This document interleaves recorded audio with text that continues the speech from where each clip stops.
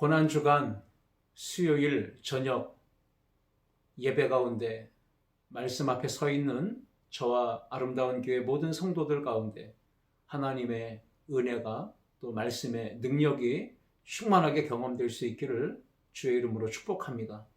오늘은 지난주 말씀에 이어서 창세기 22장 15절부터 24절 말씀을 가지고 믿음의 순종과 그에 따른 상급에 대해서 함께 살펴보고자 합니다.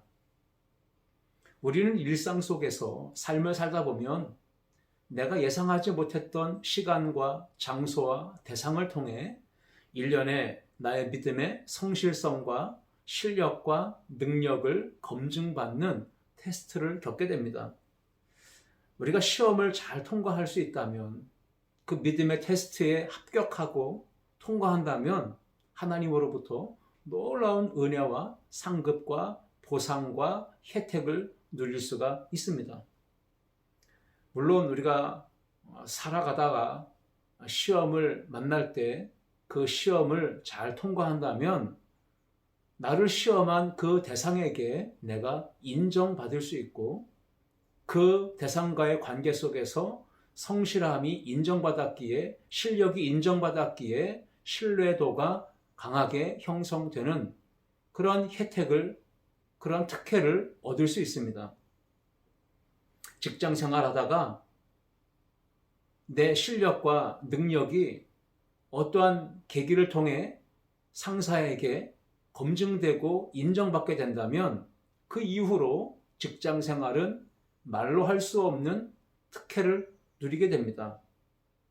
그러나 실력과 그 능력이 어떠한 계기를 통해 검증받지 못하고 오히려 인정받지 못하게 된다면 직장 생활 내내 참으로 어려운 일을 겪게 됩니다. 인정받지 못했고 신뢰도가 쌓이지 못했기 때문에 어떤 일을 해도 상사든지 동료든지 인정해주지 않고 믿어주지 않고, 무슨 일을 해도 그 일에 대해서 후원을 받을 수 없게 되는 것입니다.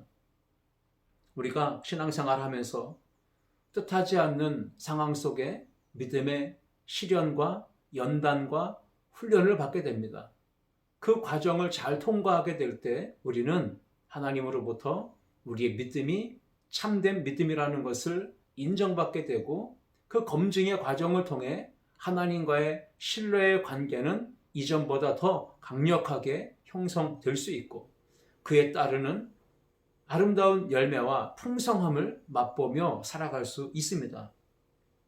우리가 지난주에 보셨듯 아브라함은 사랑하는 아들 독자 이삭을 제물로 바치라고 하시는 하나님의 명령에 대해서 즉각적으로 철저하게 준비함으로 모든 시험을 다 이기며 그 믿음의 테스트에 당당하게 통과하고 합격한 것을 보았습니다.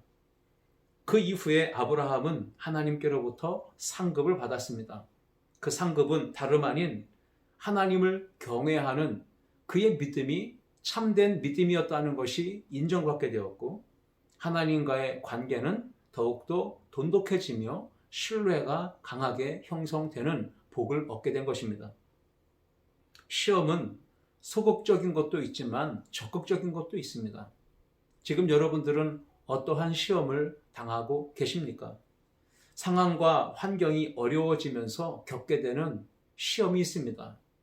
우리가 예수님을 믿고 신앙생활을 열심히 하고 나름대로는 예배생활, 기도생활, 말씀 묵상생활 또는 구제와 나눔과 여러 가지 복음 전도의 삶에 힘쓰며 하나님께 영광 돌리는 삶을 살려고 애를 쓰고 있을 때 우리의 삶에 뜻하지 않는 어려움이나 고난의 환경이 다가올 때가 있습니다. 경제적으로 어려움이 찾아올 수 있고, 또 가정적으로 경제에 문제가 다가올 수 있고, 관계 속에서 부모 형제 간에 또 친척 간의 관계 속에서 어려움을 겪게 되기도 합니다. 그러한 문제를 겪게 될 때 우리는 시험을 당하게 됩니다. 내가 이렇게 하나님을 잘 섬기려고 애를 쓰고 열심히 믿음 생활하려고 몸부림치는데 이런 시험과 고난과 어려운 일이 다가올 때, 이렇게 믿음 생활해서 되겠는가? 내가 믿음을 포기해야 되는 건 아닌가? 세상 환경과 문제 때문에 믿음에 타협이 오게 되고 신앙생활을 유지해야 될지 아니면 포기해야 될지 그 부분에 대해서 심각한 내적인 갈등을 겪게 됩니다. 이것이 소극적인 차원에서의 시험이라면 적극적인 차원에서의 시험이 있습니다. 이 시험은 우리 인간의 욕망과 육체 정욕과 우리 인간의 타락한 본성에서 나오는 이 교만한 마음을 부추겨서 우리의 연약한 약점과 한계점을 충동해서 죄를 짓게 만드는 이 사단 마귀의 시험입니다. 악한 사단 마귀는 하나님을 섬기는 믿음의 성도들에게 의도적으로 접근합니다. 성경의 표현대로 우는 사자와 같이 두루다니며 삼킬 자를 찾고 있습니다. 그러다가 믿음의 사람들의 마음에 충동을 일으키고 미혹을 하며 결국은 그 믿음 생활에서 떨어지고 이탈되고 하나님께로부터 분리되며 멀어지게 만드는 결과를 초래하게 합니다. 결국은 사망의 길, 멸망의 길로 인도하는 것이 사단의 적극적인 시험이라 말할 수 있겠습니다. 아브라함은 하나님께로부터 받은 믿음의 테스트, 이 시험의 과정을 훌륭하게, 당당하게, 멋지게 통과하고 합격했습니다. 하나님께 그 믿음이 인정을 받게 됐고, 그제서야 비로소 아브라함이 하나님을 경외하는 줄 하나님께서 인정해 주신 겁니다. 그리고는 하나님과의 온전한 신뢰의 관계가 형성되었습니다. 우리가 지난주에 보셨듯 하나님께서 아브라함을 인정하셨던 말씀이 있습니다. 창세기 22장 12절 말씀처럼 사자가 이르시되 그 아이에게 내 손을 대지 말라. 그에게 아무 일도 하지 말라.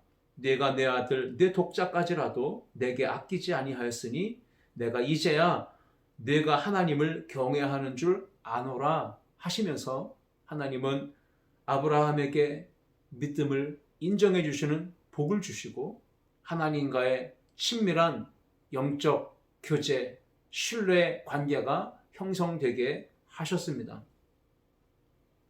하나님께서 아브라함에게 독자 이삭을 모리아산에서 번제물로 바치라고 말씀하신 이유는 다른 데 있지 않습니다. 이삭을 죽이는 게 목적이 아니라 아브라함이 어디까지 하나님의 말씀에 믿음으로 반응하며 순종하는지 그것을 보시기 위해서, 한마디로 믿음을 테스트하기 위해서 아브라함에게 시험하셨다고 하는 겁니다. 오늘도 하나님은 우리의 삶 속에 우리가 얼마나 하나님을 경외하고 하나님을 신뢰하며 하나님의 말씀을 믿음으로 순종하며 따르는지 보시기 위하여 하나님께서 어려운 시험을 우리 가운데 주실 때가 있습니다. 그 믿음의 테스트를 아름다운 교회 모든 성도님들은 잘 통과하셔서 하나님께 믿음을 인정받으시고 하나님과의 관계가 더욱더 신뢰감이 돈독하게 쌓여지는 은혜가 있기를 주의 이름으로 축복합니다. 하나님은 아브라함을 통해서 민족을 번창하게 하시겠다, 번성하게 하시겠다라고 약속하셨고 그 약속한 말씀을 성취하시기 위해 하나님은 역사의 현장에서 준비하시며 일하시고 계셨습니다. 그런데 그 약속의 성취는 반드시 아브라함의 믿음의 순종, 믿음의 반응을 통해 이루어지게 되어 있었습니다. 아브라함이 믿음으로 시험을 통과하고 하나님의 약속을 받아 누리기에 조금 더 부족함이 없는 사람이라는 것을 그 순종을 통해 증명해 내었습니다.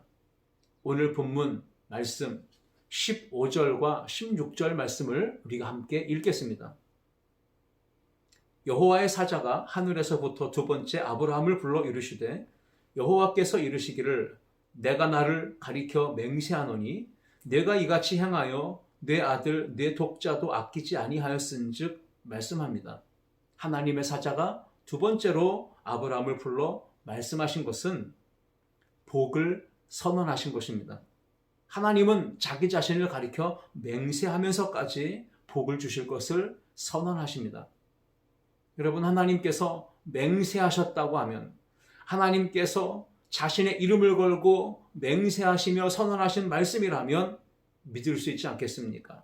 신뢰할 수 있지 않겠습니까? 반드시 될 수 있다고 확신할 수 있지 않겠습니까?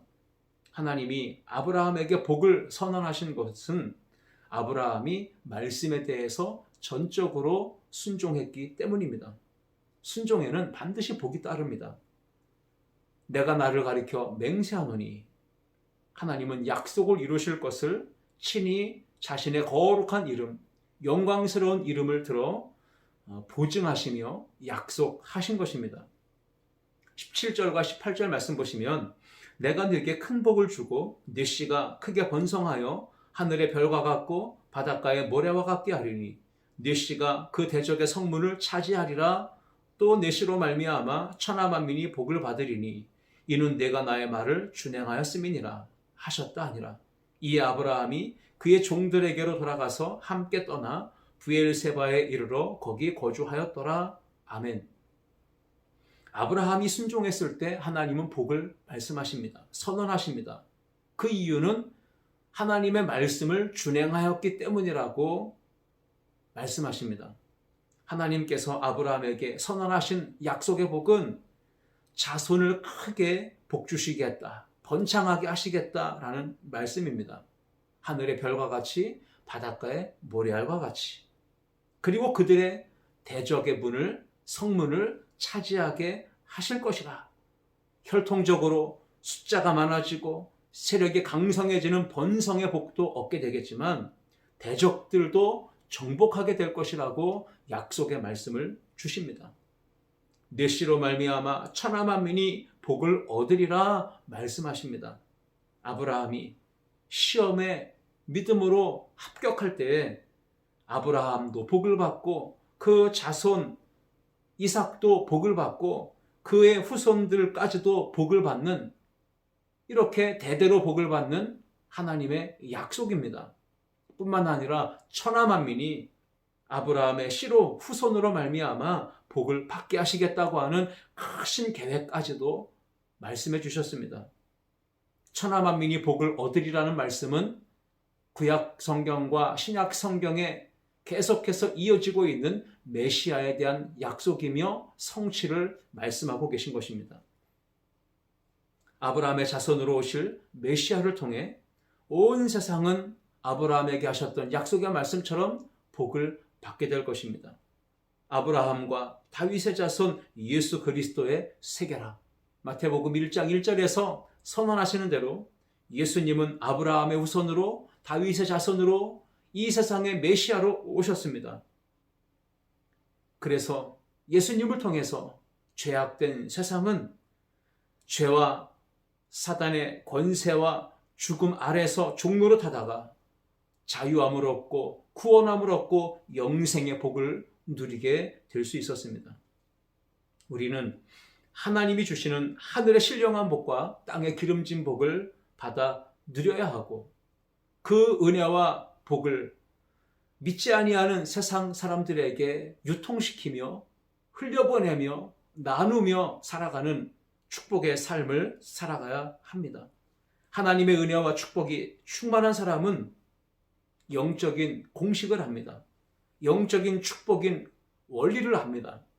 그래서 나에게 주신 하나님의 은혜와 복을 혼자서 간직하며 혼자서 누리는 삶을 살지 아니하고 그 하나님의 은혜와 복을 계속 공급하고 나누어주고 베풀면서 리필되어지고 재충전되어지는 하나님의 은혜를 더 많이 경험하게 되는 것입니다. 나 때문에 주변 사람들이 하나님의 은혜와 복을 경험하고 있는지 오늘 우리는 이 말씀을 통해서 우리의 삶을 돌아보아야 합니다. 바라기는 아름다운 교회 성도들의 삶이 하나님의 사랑과 은혜와 복을 믿지 아니하는 세상 사람들에게 흘려보내는 축복의 통로가 되어질 수 있기를 주의 이름으로 축복합니다. 이어지는 말씀 계속해서 보겠습니다.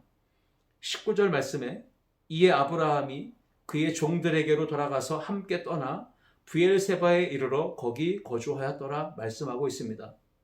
아브라함과 이삭은 브엘세바에서 거주하다가 하나님의 말씀을 듣고 사흘길을 걸어 예루살렘 모리아 산까지 와서 하나님의 명령대로 아들 이삭을 번제물로 바치는 사건을 경험하게 됩니다. 그리고 아브라함은 여호와 이레의 놀라운 은혜를 경험합니다. 여호와의 산에서 준비되어지는 이 하나님의 놀라운 은혜를 체험하고 아브라함과 이삭은 원래 살고 있던 고향 브엘세바로 돌아왔습니다. 여러분, 신앙생활이라는 게 무엇입니까? 신앙생활은 반드시 은혜의 체험의 순간이 있어야 합니다. 아브라함과 이삭이 모리아산에서 삶 속에서 여호와 이레의 은혜를 체험하고 하나님께서 미리 준비하시고 예비하시는 은혜를 경험하고 삶의 현장에서 그 믿음을 가지고 살았듯 우리도 은혜 체험의 현장인 모리아산이 있어야 합니다. 여러분, 모리아산에 은혜 체험의 때가 있으십니까? 그 모리아산에서의 은혜 체험을 통해서 우리는 브엘세바의 우리의 삶의 현장에 나아가 그 은혜를 누리며 그 은혜를 나누며 유통시키는 축복의 통로가 되는 삶을 살아야 합니다. 모리아산에서 여호와 이레의 영적 은혜의 체험을 한 이후에 아브라함과 이삭의 삶은 완전히 달라지는 그러한 것을 보게 됩니다. 여호와를 경외하는 예배자의 삶, 그것은 은혜 체험의 현장이 아니고 우리의 삶의 자리입니다. 모리아산에서 머물 수 없고 브엘세바로 돌아가서 그곳에서 가정과 직장과 삶의 현장에서 하나님의 복을 나누고 하나님의 은혜를 전파하며 그렇게 살아가는 것, 이것이 진정한 그리스도인의 삶이라 말할 수 있습니다. 오늘 우리는 이 말씀을 통해 하나님께서 믿음으로 순종할 때 복을 주신다는 것, 상급을 주신다는 것을 생각해 봅니다. 이해할 수 없는 하나님의 시험이 있습니다. 인간의 이성으로는 도무지 이해할 수 없고 납득할 수 없는 미스테리와 같은 그 하나님의 시험의 문제를 만나게 될 때 저와 여러분들은 결코 흔들리지 말고 하나님의 말씀을 끝까지 신뢰하면서 여호와 이레의 하나님이 내가 믿음으로 순종하고 하나님께 믿음으로 반응하면 여호와의 산에서 미리 준비하시고 응답하시는 은혜를 체험하게 해주실 것을 믿고 나아가야 합니다. 여호와 이레의 하나님을 믿고 나아갈 때 하나님은 우리에게 놀라운 은혜로 준비되어진 역사를 보게 하여 주십니다. 아브라함과 이삭은 이후에 모든 삶 속에 믿음으로 살았습니다. 어떤 믿음일까요? 여호와 이레의 신앙을 가지고 사는 것입니다. 내 모든 것을 하나님이 다 아시고 내가 믿음으로 살면 하나님이 내 삶에 필요한 모든 것들을 다 예비하시고 공급해 주신다는 믿음을 가지고 살 수 있었던 것입니다. 하나님께 인정받는 믿음, 하나님께 영광 돌리는 믿음을 가지고 살면 하나님께서 저와 여러분의 삶에도 도와주시고 함께 하시고 보장해 주시고 공급해 주시고 인도해 주시는 놀라운 은총을 베풀어 주실 줄 믿습니다. 아브라함은 믿음으로 순종할 때에 부활의 신앙을 가졌습니다. 믿음의 순종은 부활의 신앙 안에서 나올 수 있는 것입니다. 아브라함과 이삭은 죽음을 뛰어넘는 신앙을 가지고 여호와 이레의 은총을 경험했습니다. 생명이 걸린 문제 시험 앞에 아브라함과 이삭은 믿음으로 반응하고 당당하게 합격했습니다. 아브라함과 이삭은 생명을 건 시험 만났을 때 그 순간적으로 갈등과 고민과 그 마음에 번민이 있었겠지만 그 모든 것들을 다 떨쳐버리고 믿음으로 순종하여 하나님께 그 믿음을 인정받았습니다.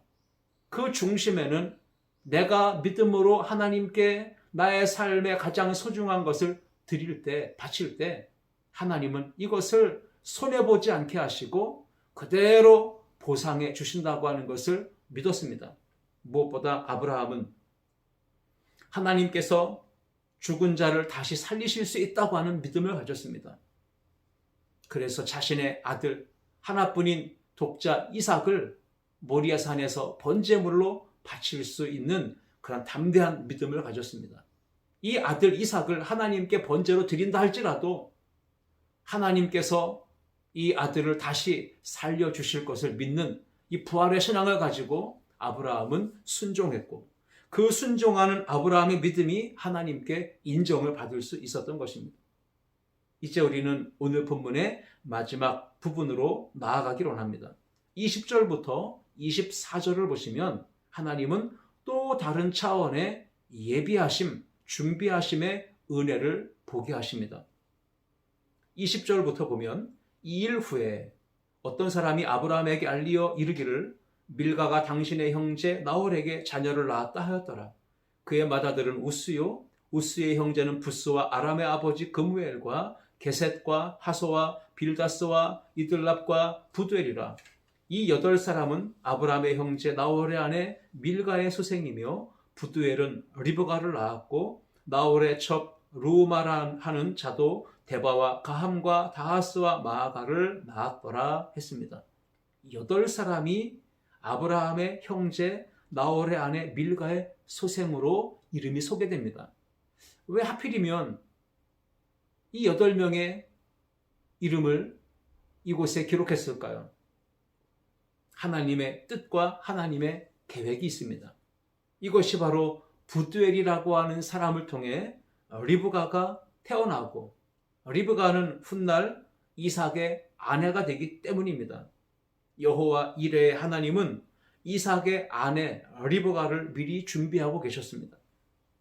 하나님께서 아브라함에게 내 자손이 후손이 번성하게 되고 내가 열국의 아비가 될 것이라고 약속하셨고 여러분 그 약속의 말씀이 성취되고 이루어지려면 반드시 이삭은 장성하여 아내를 만나 결혼해야 했습니다. 그리고 아들을 낳아야만 하나님의 약속이 성취되는 것입니다. 아브라함에게 약속을 주시지만 않고 하나님은 그의 아들 이삭도 주셨으며 이제는 이삭이 장성하여 아내를 얻게 되었을 때에 리브가를 미리 준비시켜 만나게 하십니다. 이삭에게 리브가가 중요한 것은 하나님의 약속하신 말씀이 성취되는 통로요 대상이기 때문입니다. 하나님의 약속은 한순간에 아주 짧은 시간에 이루어지는 것이 아니고 하나님의 약속은 오랜 시간 기다림과 인내를 통해 이루어집니다. 하나님께서 여러분에게 주신 약속은 무엇입니까? 그 약속이 이루어지기까지 우리는 인내하며 견디며 하나님의 약속을 바라보며 기도해야 합니다. 믿음으로 바라보며 순종의 삶을 살아갈 때 반드시 우리의 삶 속에 하나님의 약속은 성취됩니다. 이삭이 리브가와 결혼해서 쌍둥이 아들을 낳았습니다. 에서와 야곱입니다. 그런데 하나님의 약속의 물줄기는 에서가 아니라 야곱이었습니다. 야곱은 12명의 아들을 낳았고 그 12명의 아들은 장차 이스라엘 민족의 12지파로 나아가게 됩니다. 야곱의 11번째 아들인 요셉이 애굽에 팔려가서 종살이를 한 끝에 하나님 주신 꿈대로 총리가 됩니다. 그 총리가 되었을 때 야곱의 가족 70명은 애굽으로 이주하게 되고 애굽으로 이주하여 고센 땅에 정착해 살면서 야곱의 가족은 요셉의 집안은 어마어마한 숫자로 번성하게 됩니다. 430년이 지나는 동안 야곱의 후손 아브라함의 자손은 남자 장정만 60만이 될 정도로 어마어마한 성장을 하고 번성을 하게 됩니다. 하나님은 혈통적으로 아브라함의 후손 이스라엘이 많아지게 하는 것만 말씀하신 것이 아니고 영적으로 큰 민족을 이루게 하시겠다고 하는, 그리고 내 씨로 말미암아 천하 만민이 복을 얻으리라 하신 이 약속의 말씀을 성취해 나가고 계셨습니다. 그래서 아브라함은 혈통적으로 히브리인의 조상이 될 뿐 아니라 모든 믿는 자의 조상이 되기도 합니다. 그래서 영적으로 이스라엘된 우리도 아브라함의 후손이 될 수 있는 것입니다.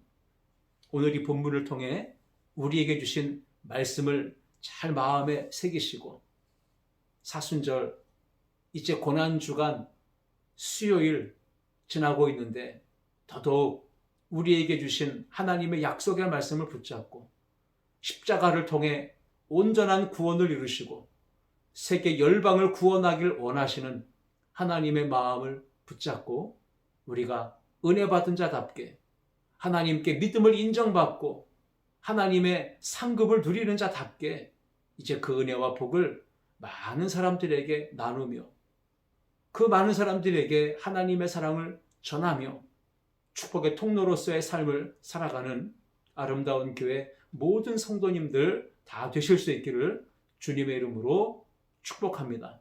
우리 함께 기도하시겠습니다. 하나님 아버지 감사합니다. 오늘 우리에게 놀라운 은혜를 경험하게 하시고 믿음의 순종을 통해 하나님께서 놀라운 상급을 약속하신 것을 아브라함의 이야기를 통해 다시금 마음에 새기게 하여 주시니 감사합니다.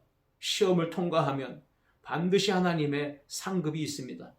그 하나님의 은혜와 복을 누렸다면 이제 우리는 구원의 감격과 은혜 안에서 살 뿐 아니라 아직도 구원의 은총 안에 들어오지 못한 우리의 부모, 형제, 일가, 친척, 주변의 이웃, 동료들에게 이 하나님의 구원의 은혜를 나누며 전하며 하나님의 복을 유통시키는 축복의 통로가 되는 아름다운 교회 성도들이 되게 하여 주옵소서.